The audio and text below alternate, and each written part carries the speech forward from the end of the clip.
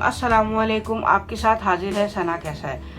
आज मैं आपको झटपट कीमा बनाना सिखा रही हूँ। ये कीमा लिया है, हरी मिर्चें, लहसुन अदरक का पेस्ट, गरम मसाला, जीरा, दालचीनी की स्टिक, लौंगे हैं, काली मिर्चें हैं, छोटी इलायची है, प्याज, टमाटरों का पेस्ट, नमक, पिसी हुई मिर्चें, हल्दी, धनिया पाउडर।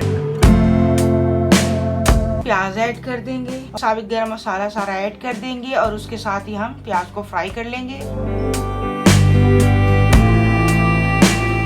अब हमने इसमें चिकन का कीमा ऐड कर दिया है और उसको अच्छी तरह हम 3 से 4 मिनट तक फ्राई करेंगे। मसाले ऐड करते हैं, नमक, पिसी हुई मिर्ची, हल्दी, धनिया पाउडर।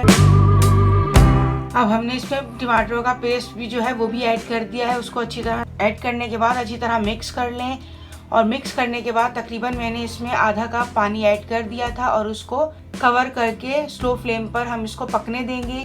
उम्मीद है मेरी रेसिपी आपको पसंद आई होगी। मेरी रेसिपी आपको पसंद आई है तो प्लीज़ कमेंट्स में ज़रूर बताएं और मेरी वीडियो को लाइक, शेयर और सब्सक्राइब कीजिए। मिलते हैं नेक्स्ट रेसिपी के साथ। अल्लाह हाफिज़।